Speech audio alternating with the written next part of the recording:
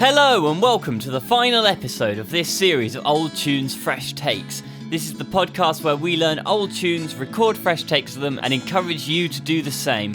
And what a great series it's been. Yeah, so over the last 6 months we've asked musicians of all styles and abilities to submit their fresh takes of traditional songs, and the results have been incredible. All in all, we've had 67 tracks from 23 different artists, ranging from hard electronic takes to acoustic fingerpicking, all the way through to dreamscapes and glitchwave. At the end of the episode, we'll be doing a recap of some of this work and going over some of the things that we've learned on this journey. For this final episode, we've been looking at Young William, otherwise known as Kiss Me in the Dark, and we got a range of amazing takes from Asymptotes, Catapholc, Cerys, Hafana, Goodnight, Mistress, Ian Jackson, John Don Paiva, Kev Pritchard, and Stuart Clark. As usual, we'll be playing a clip from each of them as we discuss them, but if you'd like to listen along to the full takes with us, there's a link to the playlist in the description to this episode. So this is the end of the series, but fear not, we've got big plans for the future, including the release of a mixtape in the coming months and a second series in the new year. The new series will be bigger and better, including more guests, bonus content, and even more radical takes on traditional tunes. So remember to check out our Facebook, Twitter and SoundCloud pages to keep up to date with everything that's going on, and links to these are found in the description to this episode. That said, Young William has proved quite the challenge for a lot of our contributors, but it's provoked some amazing responses, so I think it's best if we just dive right in. This month we're going to be talking about this song Young William. Before we start, we just want to give a warning that some people interpret this song to be about sexual assault and rape, and we'll be likely to discuss these issues through the course of the episode. If you're affected by any issues arising from these discussions, we encourage you to go and check out the organisations The Bit Collective and Fair Play. That's play spelled P-L-E. They've recently been tweeting about the Me Too movement within folk scenes under the hashtags Trad stands with her and It ends now. And they're looking to improve equality issues within folk communities.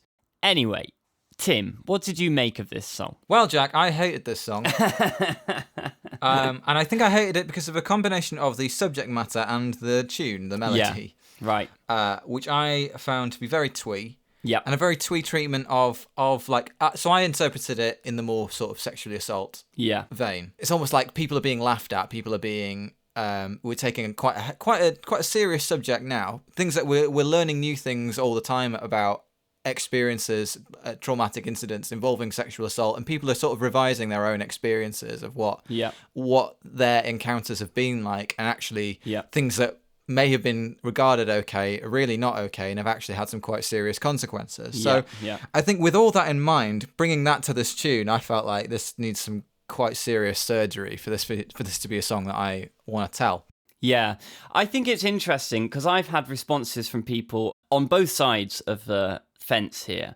Some people saying, "Oh, that's definitely it's about a sexual assault," and some people saying, "No, she knew what was going on and she enjoyed it." Right. Yeah. I think either way you look at it, the captain is disguising himself and he is looking for non-consensual sex. This is a song about sexual deceit. Right. Whether or not Sally knows, we don't know that the captain knows she knows, and certainly the captain was setting out to deceive Sally. Yeah.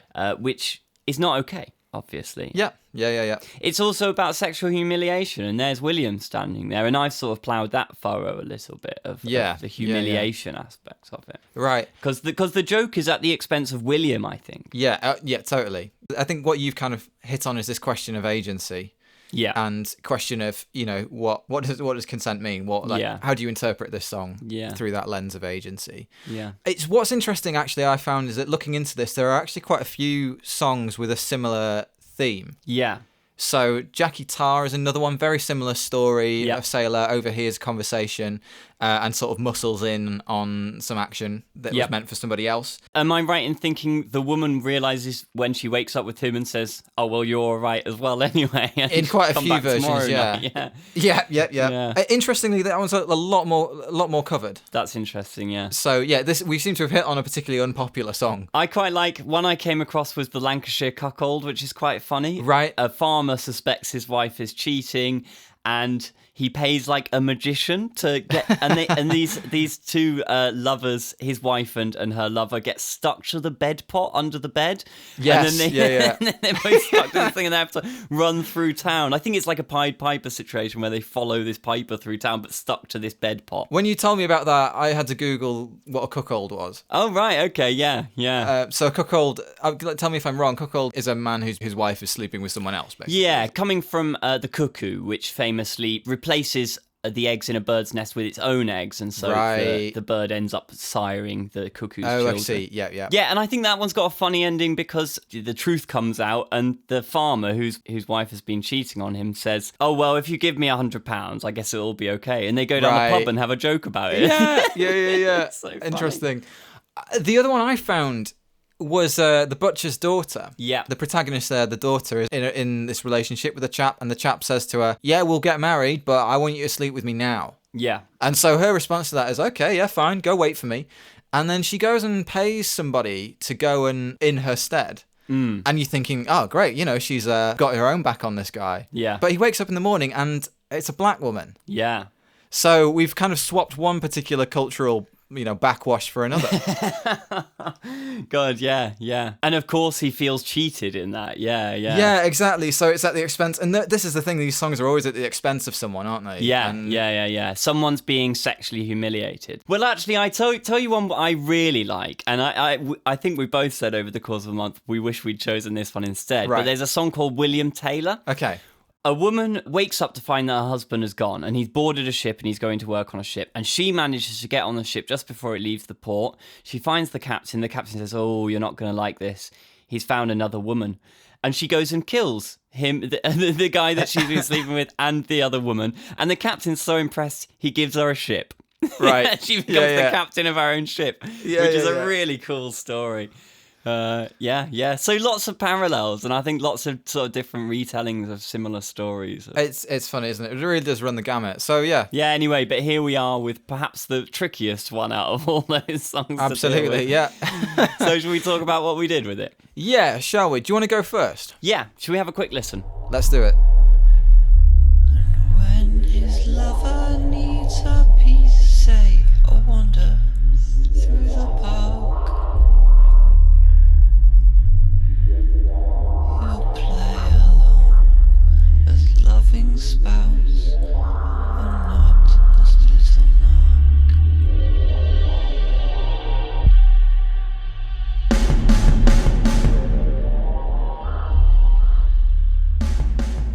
Okay, Jack, so you've created something, again, terrifying. Yeah, great. I'm glad that it has that effect, yeah. I struggle with this one a lot, as we've all struggled with it. I was having various conversations with different people presenting different viewpoints on what happened, and I played around with making different parties willing. I decided very early on I didn't want to take a moralistic stance on it. Right. I wanted to present a situation which was morally grey, and I'm not making any statements about anyone's right or wrong. I'll tell you what happens in the tune. Yeah. Basically, the first couple of verses is Sally explaining to William that she needs her space. They are at this point in my tune married, and the son is already there. Yeah. But Sally needs her space, and William basically just has to keep his mouth shut and play along as loving spouse and not as little narc. It's quite venomous the way that she talks to him. And I was quite careful not to give William a voice in those first couple of verses. Right. It's Sally who's doing the talking. In the final verse, Sally does go to the park. She's told William she'll be back after dark. Don't wait up. She's gone to the park, and the captain's waiting there. It's revealed that the captain is a woman, and I was trying to find ways to work that in subtly because I didn't want that to be a big issue. But then we also find out that maybe the captain isn't that happy with this setup either. And Sally is sort of taking what she wants and convincing people that there is a spark between her and her lovers, when actually she may not feel that. That's something that she's telling to people. Yeah. So I think as much as I say I've tried to avoid a moralistic stance, I guess I am saying some things about Sally. Sure. It's inevitable, isn't it? And what it reminded me of was me and Lisa have just got through watching The Fall. Right. And the protagonist in that, played by Gillian Anderson, is in the first episode, she kind of stops off on the way to a crime scene because she sees a police officer that she quite likes the look of. Yeah. So wanders out, gets them to pull over, goes up and speaks to him and basically says, here's the room I'm staying at. I'll see you later. Yeah.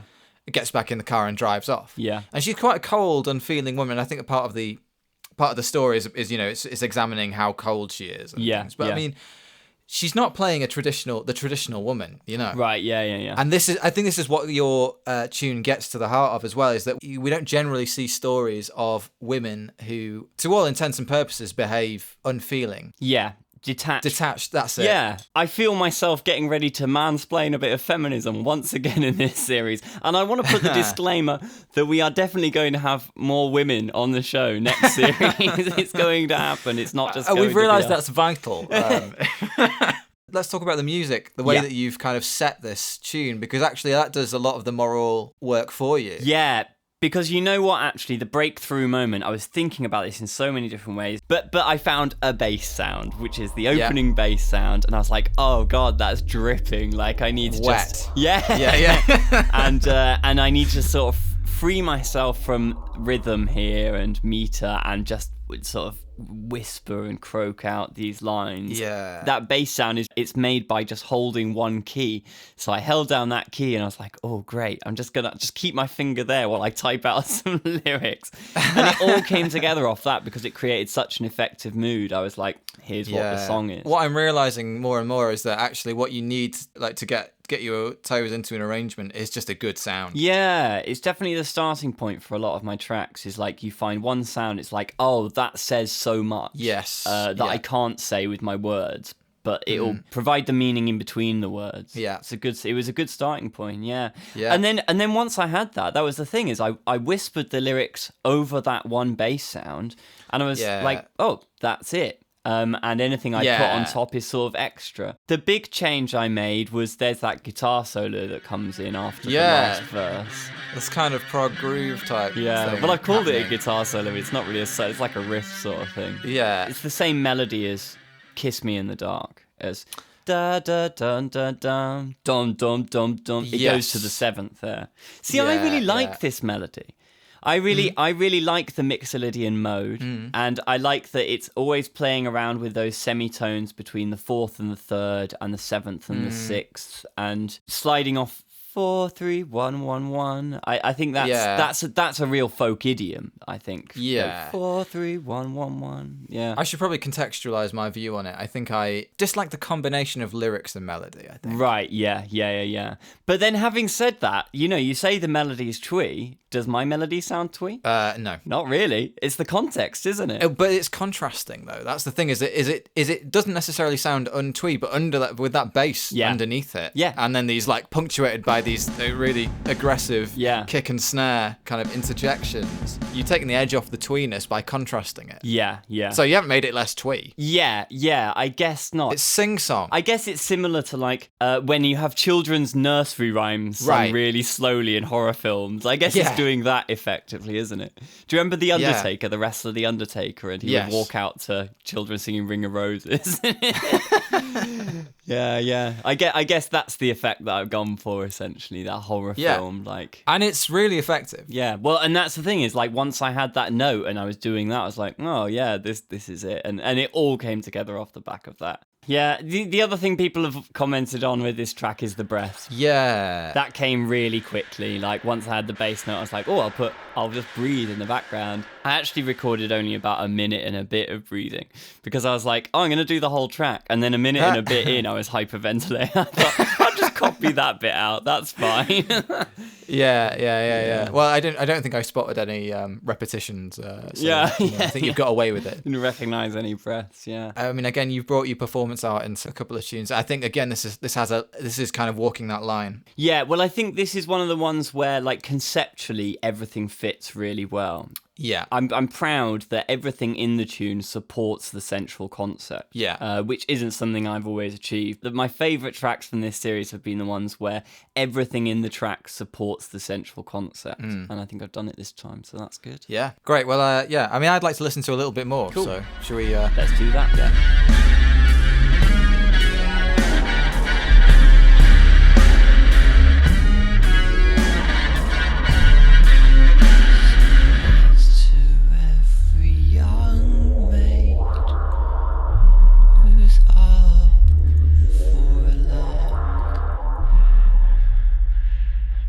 Great, eerie, wasn't it? Yeah, it was. Lovely. Should we listen to a bit of yours? Yeah, why not? Sally and William. Here we go. So here's to every young man who's fond of a lark. And here's to every young maid who always finds her mark. And when the lovers press, they will make this remark. Mind how you go, my love, when you go after dark. Cool. So, Tim, do you want to tell us a bit about your journey with this song? Yeah, I will.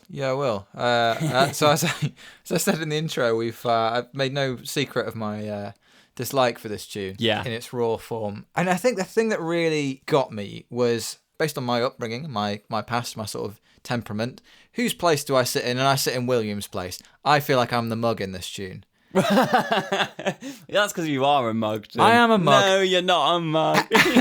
Bless your heart. Sure, but I don't. I felt like, he's the one I'm relating to. I feel like I'm, and that's probably my issue. So you don't want to relate to the captain, though, do you? Better William than the captain. Well, I mean, but I think historically, if we take this as a historical attitude, who comes off best in this situation? It's the captain. He's the guy you're supposed to walk away and go, "What a lad."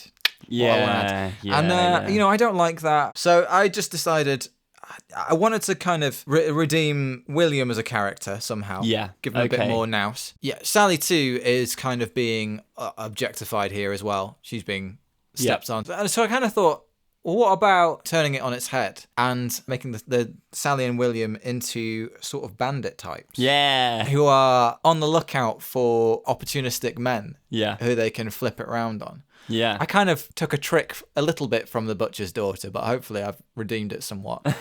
So the tune is largely the same, with a few key differences, which I'll come back to, up until about the third or fourth verse, where the captain goes to kind of intercept Sally in the park, as it were. Yeah. As he goes and grabs her from behind, rolls around with her.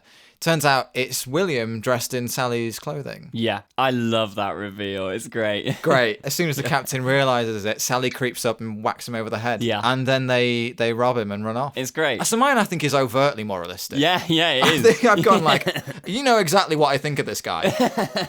Yeah. Perhaps in folk storytelling, and in a lot of storytelling, there's a lot of leaving it to the hearer to interpret. I think in modern times, we like to be told what we're supposed to think. Yeah. So I thought, this is a story I'm happy telling. Yeah, for sure. And it's such a fun story. Right. The music is slightly creepy, and obviously you got the minor key. It's quite harmonic minor, isn't it? Yes, it is. When I first tried to do this tune, all I did was took the third of the mode and made it minor, so it became a Dorian scale. Yeah. And when you do that, it gives it a really odd quality. But I was never quite happy with it. It felt like it had been Frankensteined a bit, Forced. Yeah, exactly. So I felt like I just wanted to rewrite it. Yeah, which is totally your prerogative. Absolutely it is. And it's much better for it, honestly. Yeah. So yeah, I've given it this harmonic minor quality because I like the... That's quite a nice sort of... But as I was saying, despite that minor feel, and despite the fact that you're sort of... The way you're delivering the vocals is sort of menacing in a way. Yeah. It's still really fun. And when you get the reveal of, oh my God, it's William in Sally's clothes. I just think that's so great. It's really good. You could have a little animation to it. It would make a really good little animation. Yeah. I changed a few key lyrics as well, rather than the woman being up for a lark. Yeah. No, up to the mark. Up to the mark, sorry. Yeah, as if she's up to some sort of objective standard of... Yeah, exactly. So I was like, well, I want her to be here's to every young girl who always finds her mark, I think that's a really good lyric, yeah. So, and that definitely is the hint that you get early on. Right. It's like, ooh. Yeah, it's good. I like that. Musically, one of the things that really stood out about this track for me is the rhythm. Right. It's the way the bar lines line up. It's basically a 3-bar phrase with 2-bar gap. Okay. So it's a 5-bar phrase, essentially, each time. This is one of the things that I quite often get my best ideas in the car on the way to the supermarket. I've said that before. The great thing that happens when you do that is when you sing naturally without any accompaniment and you're not singing along to anything, you find the natural way of phrasing something and you're not adhering to 4 bars of 4 or whatever. Yeah. When I came to notate it down, like it took me quite a while to realise I was doing this. I knew it was in 3, but I assumed it was like 4 bars of 3, and there's like an extra bar in there. It wanted another bar to kind of breathe a little bit more. Putting the drums to it, that was where it kind of really solidified that was what this was, because you actually have to work out where you want to emphasize. Yeah, I really like that snare, like the way the snare like throws you around a little bit. You're lulled into the 6/8 rhythm. You've got kick 2 3, snare 2 3, and then you've got a bar of kick to snare, kick, and you're back into it. Yeah, it throws you off a little bit. And I also like what that does to the arpeggios that you've got in the background. Right. Yeah, because it means they sort of shift, don't they? You haven't always got sort of the root note on the first beat. It shifts as it goes through. It also starts on the 4 chord. When I first conceived of it, I thought it was sort of changing key. Right. But it's not. It's just that it starts on chord 4. So then you get to the end of the verses, and you have this chord 1 with a 3 in the bass, but it's the major. Yeah. So it effectively does do a secondary dominant chord. Here we go. We're going into Western classical music theory here. Yeah. But I think what's interesting about this is then both rhythmically and tonally, you've had ideas which you didn't you didn't understand through that theoretical lens at first. Right, yeah. And I think that's always the right way around. You write more interesting music if you hear something and go, I like the sound of that, and then work out what it was rather than... go, I'm going to write in like 7 and then 5 and then... Yeah. Or like you were saying before that you tried to put it in the Dorian or something and just felt forced. Exactly. And I think that's really interesting. I mean, the other thing is, because you mentioned about having a really cohesive, all the sounds fit together thematically as well as whatever. I know what you're going to say. I wanted to have some sort of ambience in this. I feel like using ambient field recording type things just really warms a piece up. Yeah. And so you can hear quite prominently throughout a photocopier, which is my other rhythm instrument. Yeah, and I'm pleased to report it has nothing to do thematically with the rest of the tune. Yeah. It's just a nice sound. And we had an interesting chat about this, because you were like, I think you were sort of wanting me to say it felt like it should link. And I kind of agree. Yeah. But I just like the sound of it. Yeah. And we sort of said, you don't really have to justify any of your other instrument choices, like what kind of synth you use, other than like, you get a vibe. Yeah. And so this, for me, the vibe is right. And I was drawn to that photocopier straight away. I've never said that sentence before. I was really drawn to that photocopier.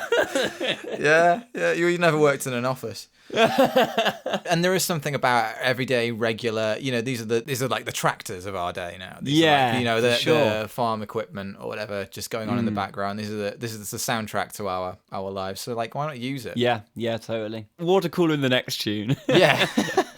Yeah, so the rhythm of the photocopier is actually quite similar to the rhythm of the track. Yeah. So I didn't have to do much warping to get it to sit nicely in place. I actually used the same recording in the bass sound. So you occasionally get these like overlapping photocopiers. Oh, really? You'll have to really listen for it now, but like it is there, but it's really faint. What, did you tune the photocopier down, or were you just... No, I sometimes like to do this, where if I get a bass sound and then I can combine it with another sound to give it a bit more life. Yeah. I've done this with like a recording of a model train, like, you get this kind of chugging pattern going through, and it kind of like gives it a kind of breathing motion. But I really like doing that, taking sounds and combining them with synths to give the synth more life.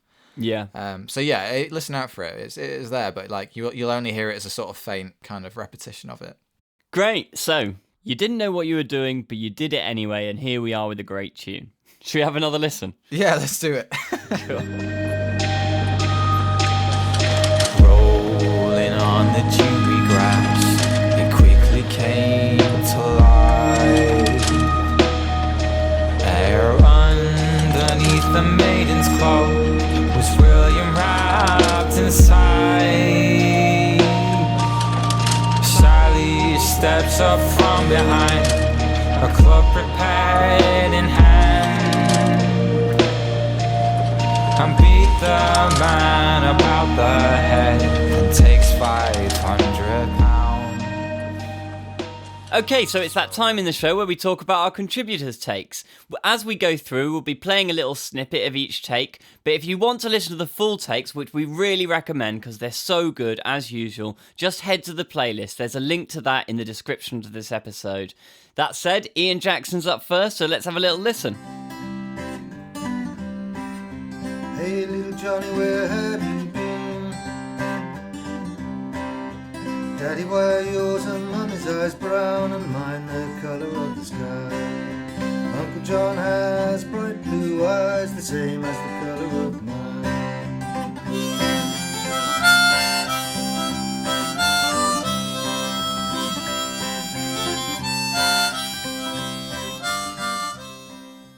So, Ian Jackson, what I realised this when I was editing the last episode, is that because we talk about the tunes in the order that they're in the playlist, but tunes get added to the playlist in the order that they come in, because Ian Jackson's always first in, we always talk about him first. Yeah. Every episode, he's the first one we talk about. I mean, I think that's why he gets them in so early. Have that headline spot on the episode. That's it. Yeah. I mean, but obviously what that means is that anyone else who wants to contribute, if you want to be first in the playlist, you can do, but you've got to beat Ian to it. There's only a few days window there. Yeah. I really love this one. It's so good, isn't it? That 12-string guitar sounds so nice. Yeah. I think this is Ian doing what he does best, and gone back to basics with just guitar, harmonica, and voice, and all captured really well, really, really nice recording. Yeah, and it's a really interesting take on the tune, actually, the way he's structured it. He's he's given everyone a voice, because I think we talked about agency, we've talked about perspectives, but Ian's tried to capture as many of those as possible in this. Yeah, so he doesn't really tell the story so much as he's at the end of the story, and it's everyone's perspective on what's happened, sort of thing, isn't it? The child at the beginning asking about his dad. Yeah, particularly saying why is my dad's eyes different colour to mine, but Uncle John seems to have the same. Yeah. I think it's just added some really excellent colour to this tune. Yeah, he says in the description on the SoundCloud page, the first line of each verse introduces a different character into the song. So it's a nice structure. Yeah, it sounds great. The harmonica sounds great as well. Once again. Yeah. Well, the harmonica on last month's track by Ian was so good. So I'm glad to hear that come back. I think he's just played that on everything. He's really... Absolutely. Yeah. So when we were listening to it just then, I watched last night The Ballad of Buster Scruggs. It's a Coen Brothers sort of Western thing. And it really reminded me, actually, it was the kind of song that you could quite easily feature on that kind of thing. You know, it just needs a kind of southern drawl to make it like a really lovely American blues style. Yeah, the West Midlands accent doesn't cut it. Is that what you're saying? Not quite. Yeah, no, I mean it's not quite for Buster the same, Scruggs. No. Perhaps for Buster Scrumpy or something. Right. Hey, you see. Is that Devon humour? Great. Thanks, Ian. This has been wonderful. Yeah, great. Really enjoyed it. Next up, we've got Asymptotes. Should we have a listen? Yeah, absolutely.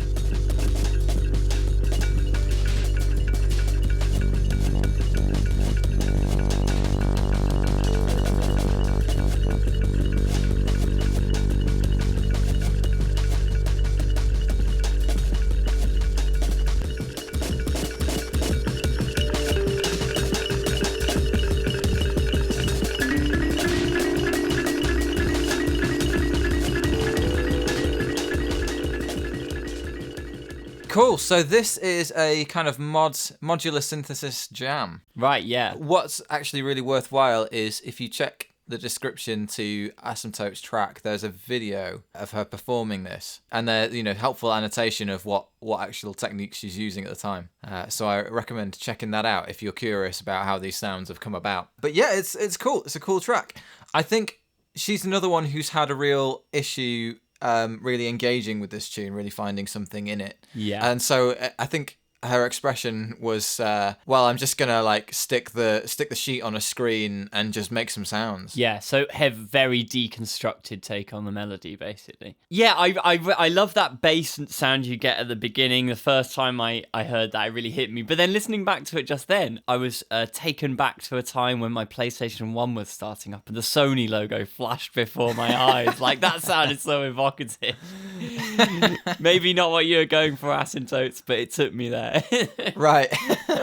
I love those kalimba delays that come in around the 6-minute mark. I think they're in the clip we've just heard, but in the full track they're around the 6-minute mark. Like, it gives a naturalism to what is otherwise a very glitchy electronic track. Yeah. Some lovely sort of drum and bass, or what would you call it? Well, she says on the SoundCloud description, infinite random generative break beats. So maybe she hasn't actually composed the beats, but they're somehow being generated by Ableton, which is I like that sort of stuff. Yeah, I need to get hold of some of that, I think. Yeah. Because I spend a lot of time trying to make beats as if they sound like they've been randomly created. So that would save me a lot of time. Yeah. Wicked tune. Yeah. You can really kind of lose yourself in this one. Okay, so next up we've got a take from Kev Pritchard with Young Sally. Enjoy.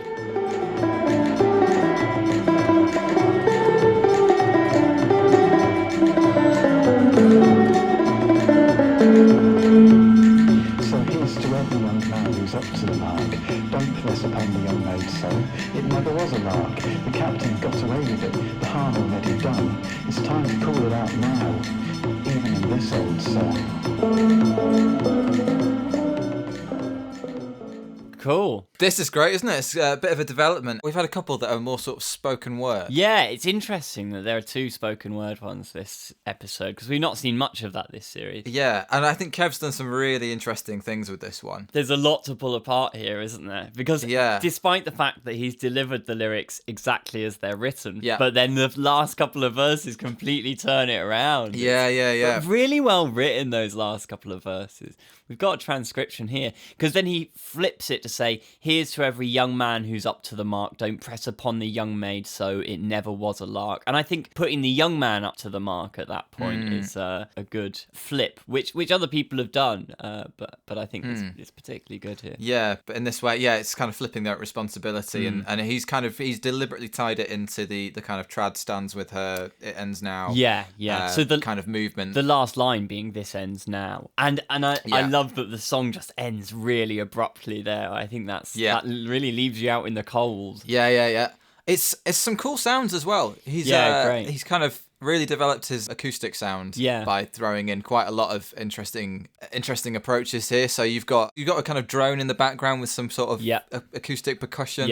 Yeah, so it turns out Kev is a drummer by trade, and I think you can really tell that in all the multi-layered percussion going on here. I particularly like the triangle. I think that sounds really nice. Yes. But he's playing bones as well, apparently, and add a talking drum. So really good selection. Goes well with the drone. Yeah. And I love the banjo. Yeah. The banjo, which it's not really in time with the music, but the sound on it, the reverb and the sort of darkness of the tone, I think really work. Yeah, and it really works with the pacing of the spoken word. Yeah. And it's quite hurried. Yeah. The whole thing sounds quite hurried. It's kind of, it gives you a sort of slightly agitated feel. Yeah. So even when it's going through the verses of the song as written, I think you get a sort of slightly unsettled sense. Yeah, disorientating a little bit. Yes, yeah. Then he hits those final verses and it kind of, the whole approach makes sense, I think. Yeah, exactly. It crystallizes at the end and definitely leaves you out in the cold on that last line. Yeah, no, this is great. Kev, we want to hear more stuff like this. Yeah, it's the last episode now. Come back next series, for sure. Yeah.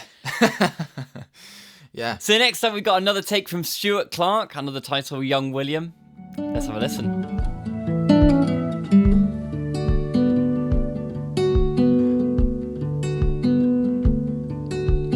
Overhearing these lovers discourse, tell young William to find his voice, and Prudence teaches to keep the world blind.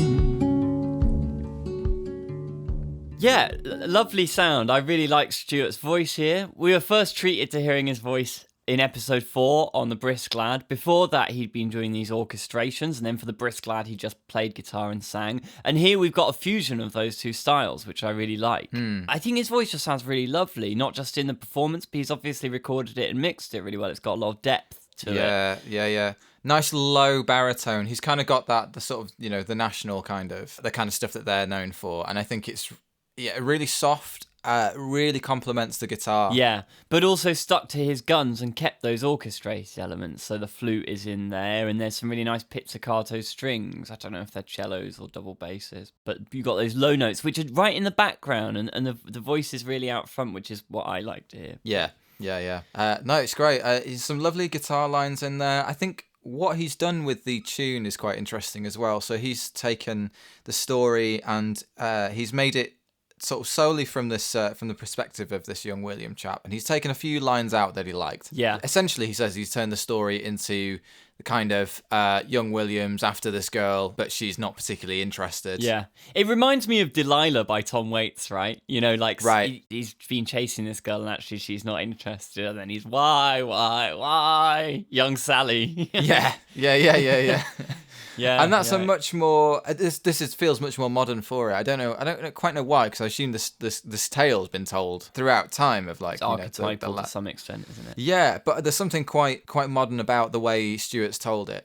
I guess at that last line where he sort of twisted, instead of "kiss me in the dark," he said, "Kiss me where you will, but don't kid me with your heart." That's the line he's gone to finish on, and that's quite a nice little twist on it. Yeah. Really, really lovely vibe. A lot of depth to this one. Yeah.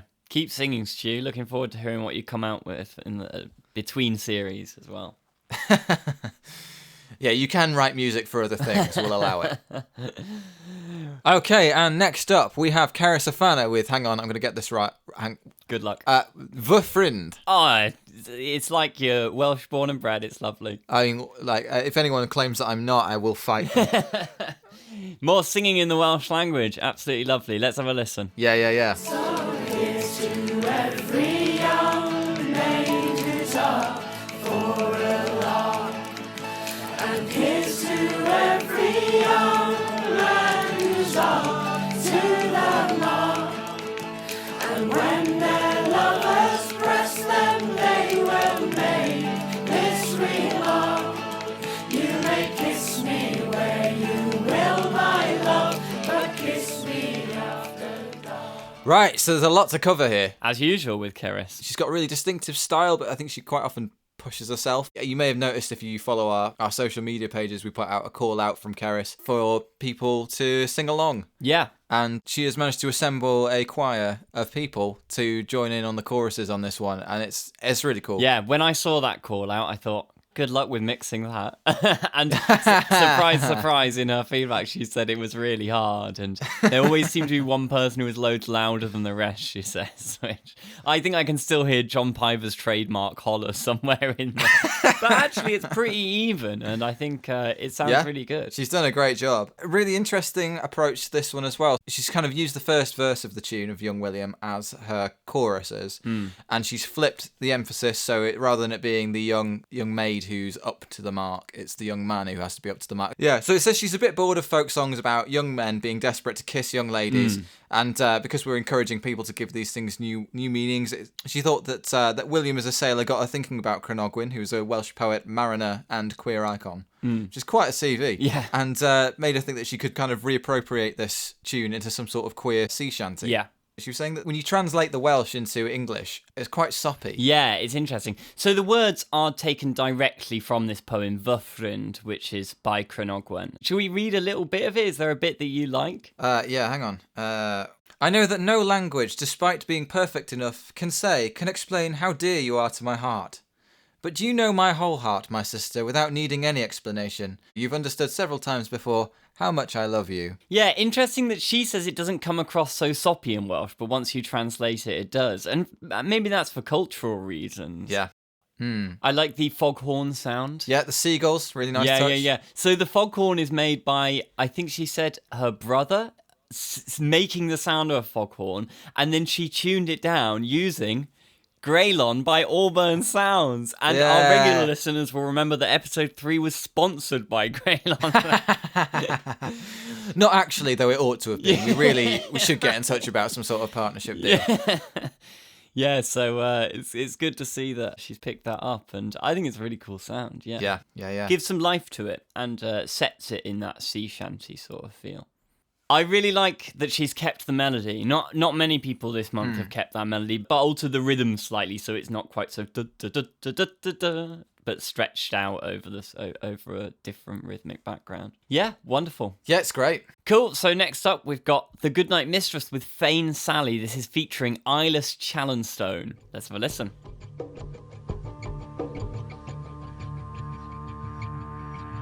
The captain overheard these two lovers converse. He thought that he might kiss the girl and she be none the worse. He heard young William name the time to meet her in the park. Said he, I will go in his stead and kiss her in the dark.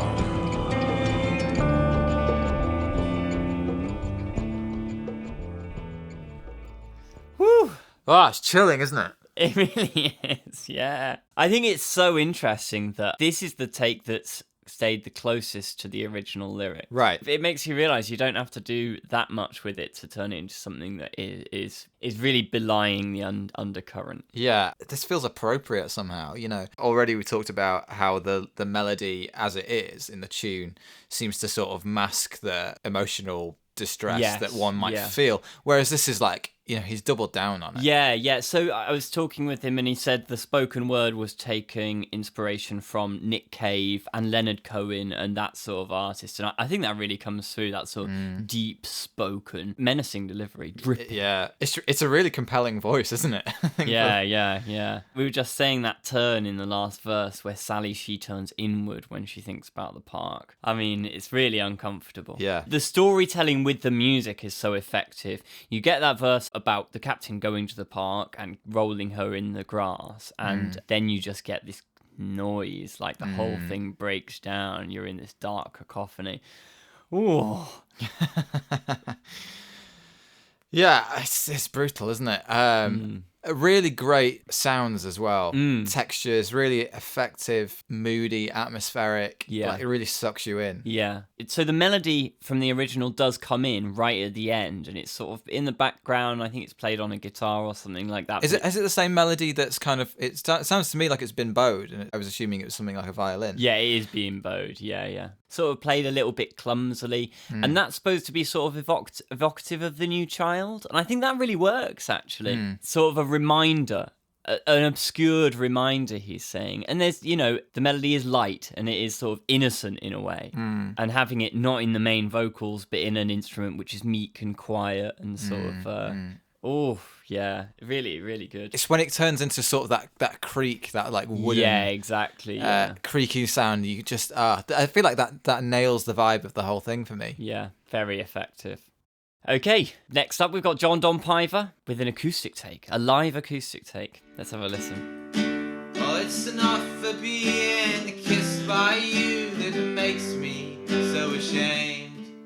'Cause modesty's a game, you know, that I've never played. But if you want sweet company, then you'll need not go far.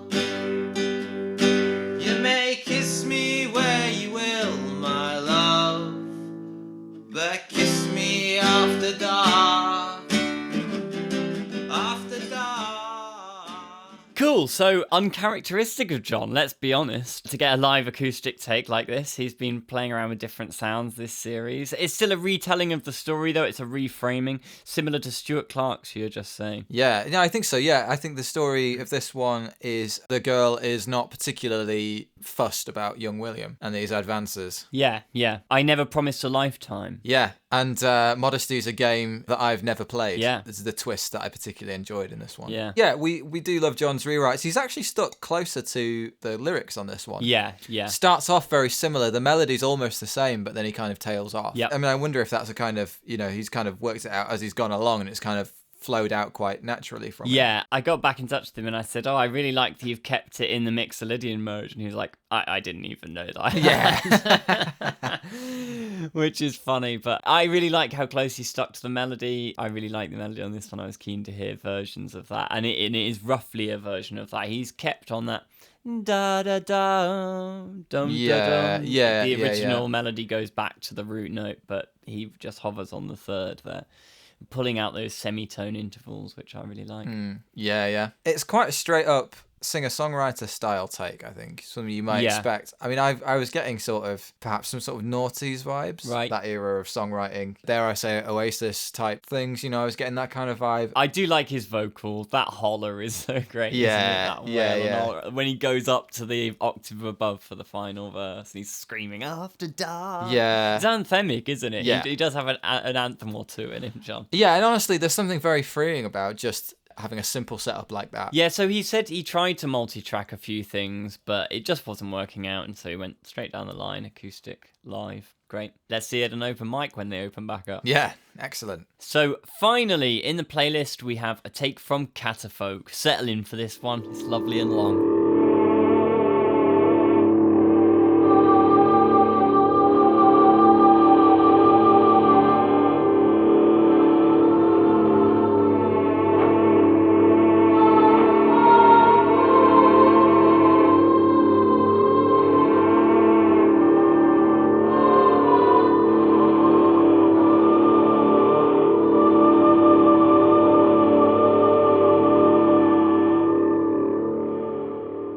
Great, so another nice long take from Catapholc here. The take's been getting gradually longer, I think, which we've kind of been calling for at the start. Probably encourage that, yeah. Yeah, he says he's sort of aiming for longest take of the series, but Asymptotes has just beat him to it by about 13 seconds. Yeah, sorry, John. Yeah, this is cool, though. Again, Catapholc's specialty is playing around with guitar effects pedals to create sort of drone ambient music, and this is another take. All of this has been produced through guitar and effects, by the way. Yeah. We were trying to work out where some of these sounds are coming from. You've got some kind of choral sounds in there, but those are all done through guitar synth pedals, which is fascinating. I know. I want to look into these Mellotron pedals, and I mean they've been around for decades by the sounds of it, but I've never used them. Do you know what? I'm a big fan of the opening sounds, the opening chords, where you've got these like wavering notes, this kind of sort of tuning in and out kind of notes. Yeah. Really into those sounds at the moment. So that's a really nice, really great start. And then this is another dramatic, suspenseful piece. Yep. Yeah. So Catapholc says that the more that they thought about this tune, the more it just didn't really sit right. Just the same as everyone else who's taken part. Yeah. Yeah. They've actually gone quite deep into researching this one as well. Yeah. You actually pull up a thesis from somebody looking at folk music in Yorkshire in the 70s. Yeah. To find a sort of different version of this tune. Yeah, it's very similar, but it's written in 4/4 rather than the sort of 6/8 version that we were. So instead of da da da da da, it's just straight da da da da da da da da da. So it's based on that, but it has a few different turns. Yeah. So they've based it on that tune rather than the sheet that we provided. Yeah, that's fine. Do what you like. Base it on anything. Yeah. So they weren't really getting on with the 6/8 feel of the original. Yeah. But then struggled to get some of the anger and distress into this ambient piece. But I think they've managed it. Yeah, the darkness is certainly there. Yeah. And again, it's one that you wanna kind of sit in. Yeah. The vocal patch, I think it gives it a kind of filmic quality. Right. We always say that about Catapholc. Yeah, we do, don't we? Yeah, it's that style of music, isn't it? Actually, saying that, it would be nice to see some video accompaniments to some of these Catapholc tracks. I know they've done really good artwork for these. This track's called Hush Money, which is such a great title. Yeah. But the artwork's really nice. I think like it would be cool to put some perhaps generative video to it and stuff like that. I think. Yeah, we'd like to see that. In time for the next series, John. Yeah. Cool. So I think that concludes our contributions for this series. Yeah, crazy. That's the last take for the first series of Old Tunes Fresh Takes. We said 67 takes. 67 tracks. I mean, that's mammoth, isn't it? That's a lot. It's way more than we were expecting. Yeah. From the off, we've had a really strong showing, and they've all been incredible quality. Yeah, I mean, and to produce a track a month is not that common. It's quite a heavy workload, but some people have been producing music alongside it as well. Yeah. Asymptotes released an album. Yeah, right, yeah.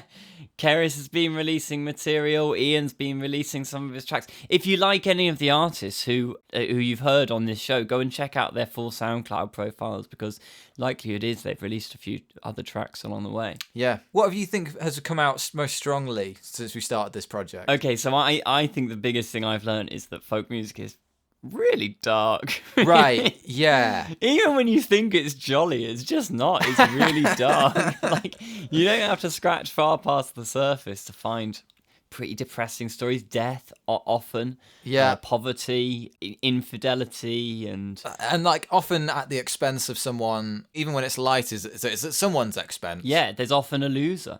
Yeah. I guess the question is, we've been taking these tunes and we've been trying to kind of haul them into the modern era in whatever way that looks like. Yeah. Do you think that's a valuable thing? Well, I think it is, yeah. Before we started this, I tended to think of folk that was sort of entrenched in tradition, and the folk that I knew about was sort of very much still, we play them the way that they've always been played. And as we've gone on, I found out that actually there are loads of artists who are doing really interesting, innovative stuff with music production, electronics and folk. But I still think there's not enough. There could be a lot more. It's a treasure trove of material out there. And, I'm really glad that we've got all these contributions. Yeah. And I kind of got into this because of the storytelling aspect of like telling stories through music. How better to do that than to go back to the tradition that has always done that, and kind of fuse that with kind of modern production techniques and things. Yeah, I mean, especially some of these takes we've had this time, you can see that there's a lot of scope. Yeah.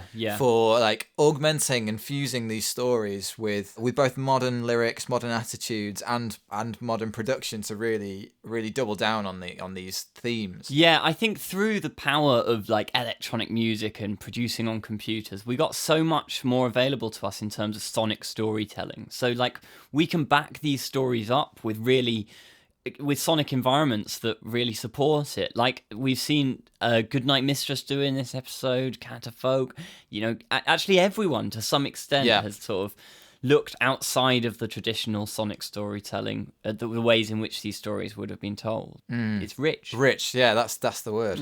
That's the word. Yeah. But also in terms of the lyrics and updating lyrics, I think there's something really valuable in retelling the old stories that have stuck with people for centuries. But they need updating. That it's important that we go back to them and revise them and think about what does this look like today, and how have our attitudes changed from the attitudes that our ancestors had. Yeah, because something this has been making me think about is the place of song and story in cultures. Yeah. And in our culture today, what do the songs that we sing say about us? Yeah. I think it's been really interesting going into some of these songs from the past and seeing, some of the things that are really universal. Yeah. Some of the feelings and emotions, these are things that we've never moved on from and will never move on from. Yeah. And then some of these things are really set in their time. Yeah, for sure.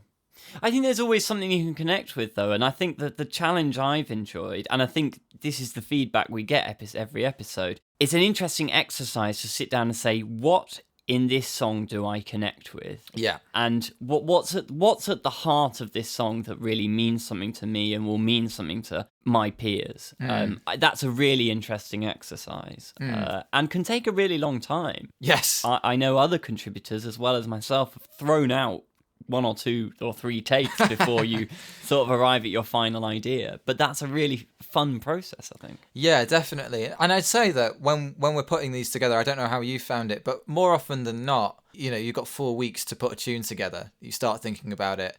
You've got 4 weeks. I'd say the first 2.5 at least are spent just thinking. Yeah. Just kicking it around, playing some ideas, working out what you feel about it, and then we probably would spend longer. Yeah, absolutely. If we didn't have these deadlines to work to, we'd probably be spending much longer kind of letting them sit and think about them, maybe like playing them around. And thank God we got the deadlines, because it could go on forever. It could go on forever. You can always find more songs that sort of say something similar to this, and you think, oh, maybe I want to take that angle a little bit as well, but it's good to have the deadline, isn't it? Yeah. I think one of the things I've really appreciated about this as well is having a sort of external reference point. It's not my song in the sense that I've not written it. I'm not responsible for it, but I am, working with it. I've kind of been saying all along, we're kind of in conversation with these songs. Yeah. There's something really freeing about that in the sense of, I'm creating an arrangement for it. I'm couching it and I'm interpreting it, but because it's not my material, I don't need to feel too precious about it. And that really frees me up to like experiment with some stuff that maybe I wouldn't normally use. Yeah, absolutely. But I think as well that it's the value of doing it as a group. And if I'd just been doing it by myself, or if it had just been me and you, I might come away not knowing whether I've got the full depth of what's going on in this song. Right, But when you've got like 10 versions of this tune, I think we've really wrung it dry this month. Yeah, and everyone's pulled out something different. Yeah. Out of this, they've responded in a different way, and you're kind of crowdsourcing A take, which is exactly how they were done in the past. Like the best ones totally. carry on, and maybe, you know, if I was to sing The Brisk Lad again, which, as John Wilkes was saying last month, is a wonderful thing about playing folk music, is you can much more easily come back to a song and do a different take. And if I were to come back to these songs, I'd be thinking about what other people have said about them. And that's a wonderful thing about folk music, and it's something that we've managed to achieve, I think. Yeah, totally. And I've definitely been influenced by other contributors as we've gone along. Yeah, absolutely. You've become more and more like Asymptotes. Yeah, basically, yeah. Yeah. You know, I'm hearing things that they're doing, and I'm going, oh, that's cool. I want to, you know, bring some of that into my writing as well. So it really has felt like a community. Yeah. So we're so grateful for everyone who has thrown something into the pot. Yeah, really grateful to everyone who's taken part. As we said at the beginning of this episode, we made a little announcement, but we just want to say there will be a mixtape coming later in this year, probably as we come up to the Christmas season. We're going to include a track by everyone who's contributed to the show. There'll be some different takes of the same track on there. It'll be a bit of a variety, so keep an eye out for that. We'll be doing it to raise money for charity. And other than that, it's just keep an eye out for the second series in the new year, and we'll be in touch with people to try and get some more takes out of you when that comes around. Totally. And if there's anyone else that you think would really love to submit a take or just interested in it in general, make sure you share it with them, because we really one of the things that really strengthens this project is the diversity of voices that we've got in it. Yep, absolutely. In fact, any feedback at all, if we're going to be making changes in the second series, if you've got any feedback at all, things you've liked about the show, things you haven't liked, things you think, if they just changed that, then it would really pull the whole thing together, we really want to hear it. So please do get in touch. We'll be keeping an eye on our inboxes on various social media over the next few months. Can we give a shout out to other people who have helped us out along the way? Really big thanks to John Wilkes, for example, for coming on the show. Definitely go and check out the Old Songs podcast. Another friend we've got is the Folk on Foot podcast. Definitely go and listen to them. We've been sort of shouting at each other's work out. They've been organising some amazing front room festivals, which you should go and check out. And the podcast has definitely benefited from their involvement. Totally, and definitely they've been raising lots of money for musicians as well. So really, really great project. Oh, it's emotional. Yeah, it is emotional. Yeah, yeah. It's been we've put like a lot of hours into this. Yeah, we really have. Yeah, but it's been totally worthwhile. Great. So I think we'd best wind it up. So this has been Old Tunes Fresh Takes Season 1. I'm Jack the Robot. And I'm Tim Woodson. And we'll see you next season. Yeah, looking forward to it.